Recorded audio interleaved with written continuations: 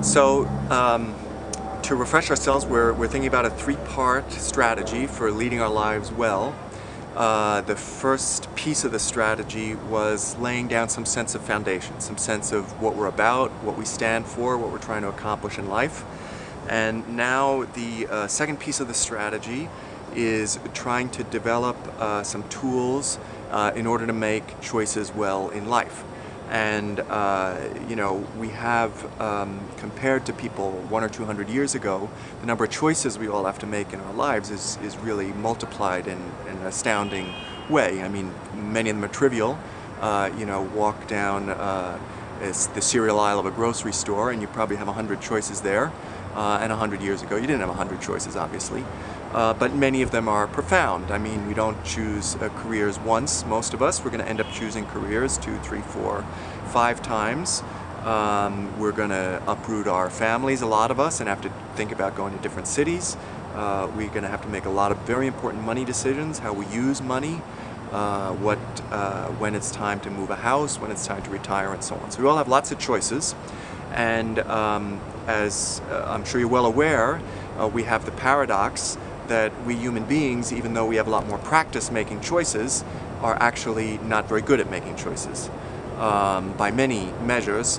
As a business example, there's a Harvard business publication that estimates that merger decisions don't work out, mergers between two companies 70% of the time. Now, when you think about it, in a way, this is the paradox of bad choices. Namely, some of the smartest, best-paid people on the planet work on these kinds of transactions, and they have all kinds of tools available to them, technical tools that business schools teach about how to analyze companies and cash flows and so on, that simply weren't available to people 100 years ago. So how is it that we end up making these bad choices?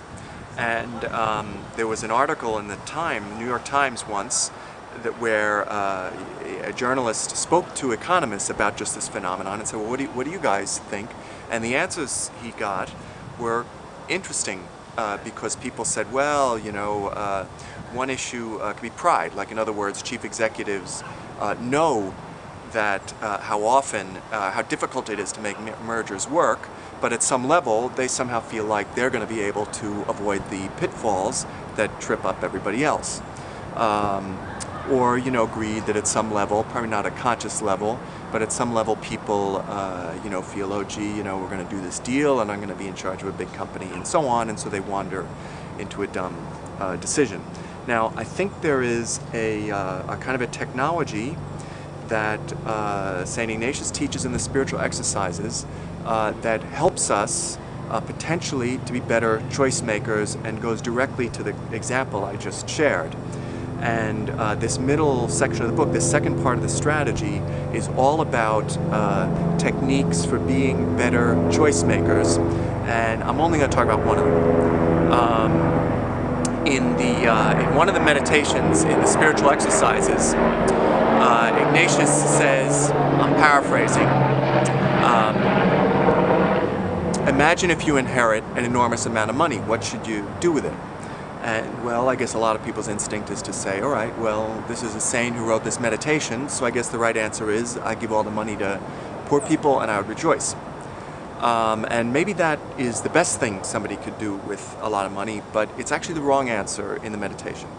What he says is that the first thing we need to do whenever we face a major choice is to make ourselves free to pursue any legitimate course of action. So I could either keep the money or I could give the money away. And only when I feel I'm free am I in a position to make a good choice, and then I make a choice according to whatever is my goal or objective. In the spiritual exercises for Jesuits, their goal is to do things that are AMDG. If you've been to Jesuit schools, you've seen that chiseled into the walls, to do things that are ad maiorem Dei gloriam, for God's greater glory. So the point, the more general point is, first we try to understand what could be holding us back from being free, and then we remind ourselves what we're trying to accomplish, and then we're in a position to make a better choice. This may sound a little abstract, so let me talk about a real kind of example in a business context. this sort of thing happens every year. There's a merger being contemplated between two companies that would be, good for shareholders, good for customers, makes perfect sense. And at a certain point, we have to figure out, well, who's going to run the combined company? And, neither of the CEOs, neither of the clowns will accept the fact that in a merged company, somebody must agree to be number two. So in the language of this meditation, we would say that each of these guys is so attached to his or her own ego that it gets in the way of their being free. They can't make a good choice. And I think this is a very helpful technology, so to speak, in all kinds of ways. In business settings or organizational settings. I'm sure you've been in a group where people are talking about doing a process in a new way, and some people are resisting, and we may feel, oh my gosh, they're giving us reasons, but this one is resisting because his status is going to be reduced if we change the way it's arranged, and because he's attached to his status, that's why he's resisting. Or some other one maybe has been doing something an old way for the last 25 years, and he or she is afraid at some level to try it doing a new way because he or she thinks I might not get it, or I might get fired, or this sort of thing. So when we approach major forks in the road in life, one of the ways that we become more skilled decision makers is by having this instinct of inventorying the kinds of things that could be blocking us from really thinking through the issue, the opportunity, the challenge objectively. And some of the things that hold us back are like the obvious things, like lust has led more than a few million people into making dreadful decisions in life, because they're so attached to their own lust that it kind of blinds them from making a sound choice, or greed, or ambition, or power, all of these kinds of things. But there are other sorts of things as well. Often we're attached to our own fear. We're afraid of making a mistake, or afraid of not getting something right.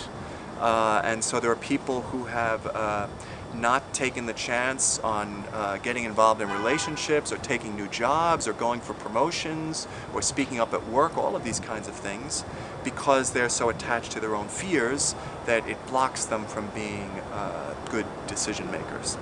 So this section of the book talks about different little techniques for becoming a better decision maker, making life's big choices well. But in a way, the one tool I just described and the other tools in this section of the book are all about this idea of trying to help us to acquire better judgment. To be people who have good judgment, or in a spiritual sense we might say to be people who have some sense of wisdom in the way we go about our life.